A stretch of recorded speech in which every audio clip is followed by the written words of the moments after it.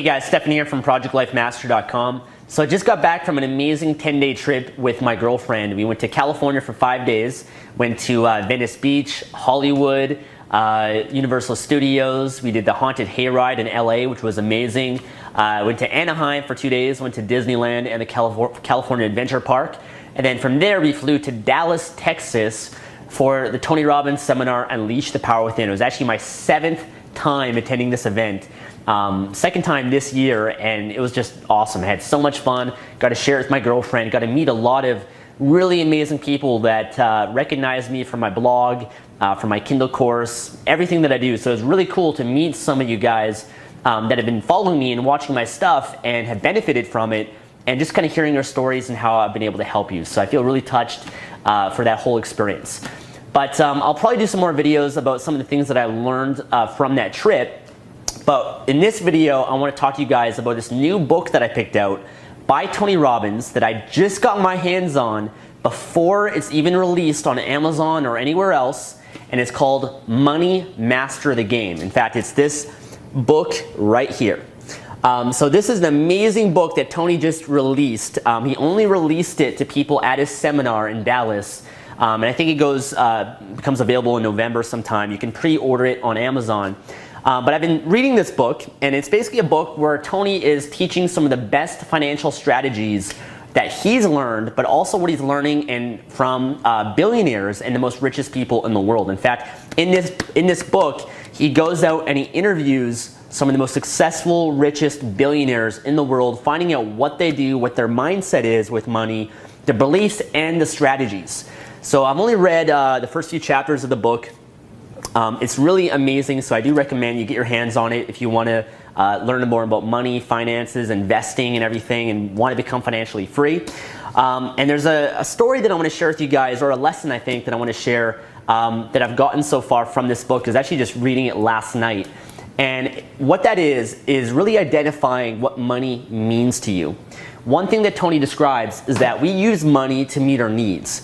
You might think that you want to make $1 million or $1 billion or whatever it is, but we're only doing it to meet certain needs and for what we believe it will give us. So for example, you might believe that making a lot of money will make you significant, powerful. You might believe it might give you the ability to contribute and help other people, or it might give you freedom or happiness or whatever it is.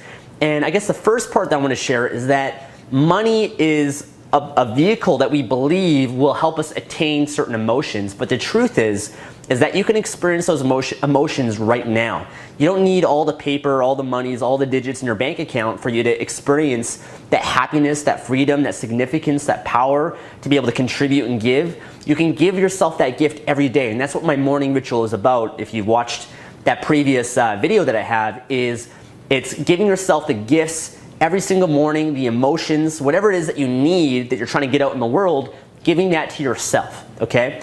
But really identifying what money means to you is important. I'll give you an example of a great story. There's a man named Adolf Merkel, who was the richest man in Germany. He was the 94th richest person in the world, and his entire net worth was $12 billion. Well, in 2008, when the stock market crashed and everything, he decided to invest some money in some stocks and everything, and he lost $3 billion.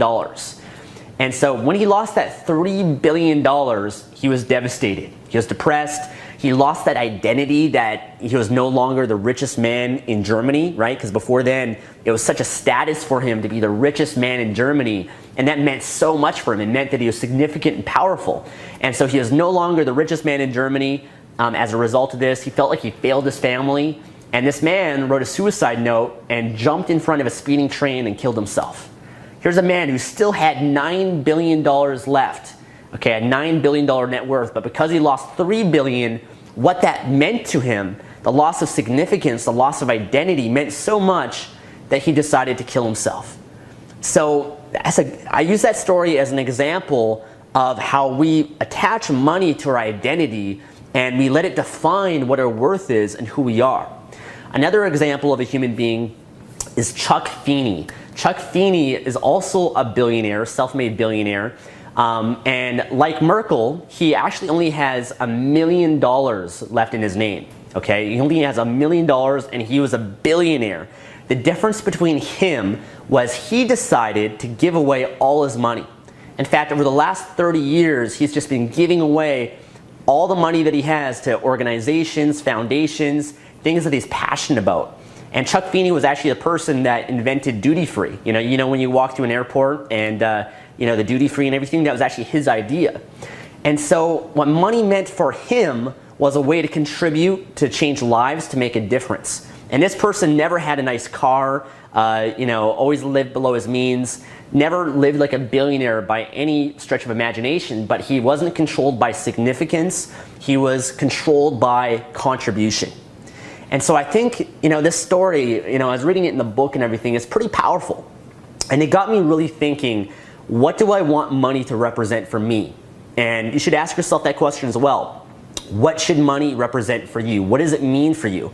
Is it a vehicle for you to become free? Is it a vehicle for you to fund your passions and what you love? Is it something that you can contribute to others and be able to make a difference? Is it something that is going to make you more significant and powerful?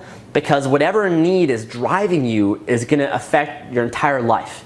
And I can say this, if you're driven by significance and you're only focused on making money to support your own needs, then you're going to feel very empty and very unfulfilled.